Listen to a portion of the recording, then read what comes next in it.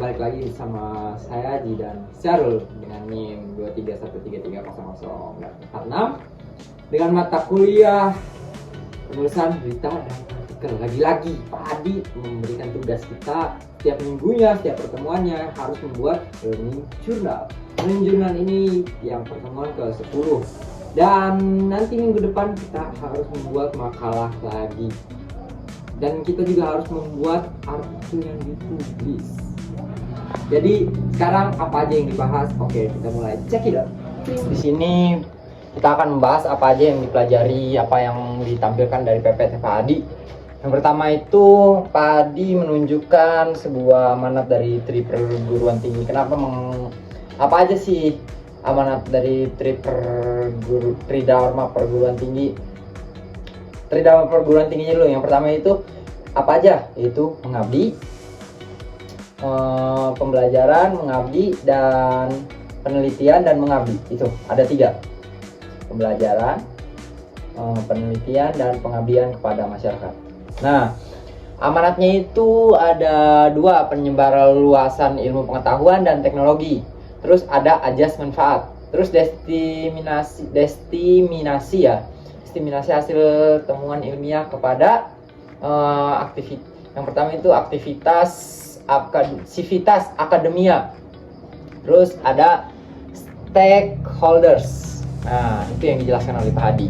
Terus ada media komunikasi ilmiah yang ada makalah, ada buku, ada diktat, ada majalah, terus ada jurnal, ada abstrak, ada proceeding, ada juga pamflet dan leaflet dan sebagainya yang sejenisan itu. Terus dijelaskan Pak Adi itu menulis artikel jurnal. Jadi yang pertama yaitu tidak terlalu mudah, namun juga tidak terlalu gampang. Apa sih yang maksudnya tidak terlalu mudah dan tidak terlalu gampang? Jadi menulis artikel itu tidak mudah juga, tapi juga tidak gampang. Begitulah kira-kira menulis artikel. Terus tujuannya itu untuk menyampaikan sesuatu. Apa yang ditulis itu harus tersampaikan sesuatunya. Terus media itu jurnal sebagai bagian dari media komunikasi ilmiah. Terus aturan yang mengikat, pedoman dan aturan penulisan.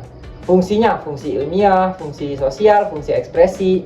Terus aspek penulisan yaitu aspek isi, kajian, bidang dan keilmuan. Terus aspek bahasa, bahasa tulisan ilmiah. Terus aspek sajian. Aspek sajiannya itu adalah aturan dan gaya selingkung. Nah, itu yang dijelaskan oleh Pak Adi. Terus ciri-ciri artikel ilmiah itu ada yang pertama objektif. Objektif, kita harus memandangnya secara objektif dan rasional. Nah, itu. Terus selanjutnya yaitu kritis. Jadi bagaimana mahasiswa kita juga harus kritis. Terus ada pembaharu. Jadi tidak yang lama tapi harus yang terbaru gitu, yang harus ada pembaharuannya. Jadi artikel yang kita tulis, jurnal yang kita tulis itu harus ada pembaharu. Selanjutnya yaitu proses penulisan. Pertama, prapenulisannya itu bahan tulisan dan kerangka. Kita harus menyiapkan itu. Dan saat penulisannya yaitu ada draft tulisan, ada anatomi, terus ada pasca penulisan itu setelah penulisannya itu penyuntingan dan publikasi. Nah, jadi gitu yang dijelaskan oleh Pak Adi. Terus prapenulisan itu pencarian dan pengembangan gagasan, pemanfaatan metode, pencarian referensi, buku, jurnal, referensi sebagainya, data dari data-data, terus perencanaan naskah. Nah, itu prapenulisan. Terus pas penulisannya itu bersifat universal atau mengacu pada ragam bahasa yang tulisannya baku. Terus gaya bahasa selingkung, sistematika tulisan, cara merujuk, cara menulis,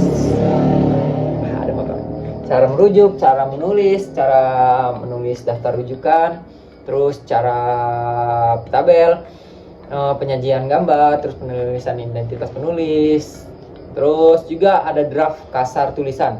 Jangan takut untuk menulis draft kasarnya itu ya. Jadi itu yang dijelaskan oleh Pak Adi saat penulisan.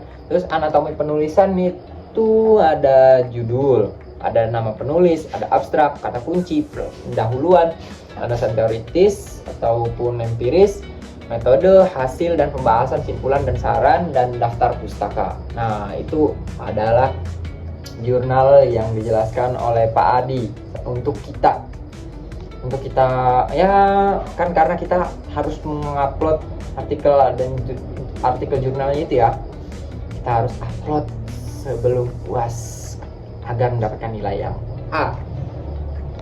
Terus ada abstrak itu ringkas, padat tentang ide-ide yang paling penting. Terus memuat itu masalah dan atau tujuan penelitian, terus prosedur penelitian, ringkasan hasil penelitian. Nah, itu. Terus satu paragraf itu umumnya maksimum 200 kata. Ada juga yang 150 kata ya dulunya. Terus sekarang itu ditambah jadi 200 kata. Terus tidak ada singkatan, kutipan, tabel, gambar ataupun merek dagang dalam bahasa Indonesia dan Inggris. Itu adalah cara penulisan abstrak. Terus kata kunci setelah abstrak kan biasanya ada kata kunci ya. Kata kunci itu kata yang istilah yang dibahas untuk mempermudah penulisan artikel, mempunyai makna yang khas dan jelas. 3-5 kata istilah yang dibahas itu di dalam artikel, di dalam kata kuncinya. Terus ada di dalam judul ataupun bahasan. Terus sebaiknya mengacu pada thesaurus atau kumpulan istilah dalam satu bidang tertentu. Terus bidang ekonomi itu mengacu pada Yale Classification, Yale Journal of Economy Literature. Nah, itu. Terus pendahuluan, ada latar belakang atau rasional penelitian, ada uraian masalah yang akan teliti, ada status ilmiah, disertai sumber acuan, terus ada pernyataan umum juga, ada wawasan rencana, ada rumusan tujuan penelitian. Terus umumnya itu pendahuluan itu 3-4 paragraf. Nah, itu dia yang dijelaskan oleh Pak Adi, Dr. Adi Kusuma. Kira-kira begitulah yang bisa saya sampaikan. Mungkin kurang lebihnya mohon maaf. Mungkin masih ada lagi pembahasan lainnya, karena waktunya ya sudah cukup. Wabillahi taufiq wal hidayah. Assalamualaikum warahmatullahi wabarakatuh. Dadah.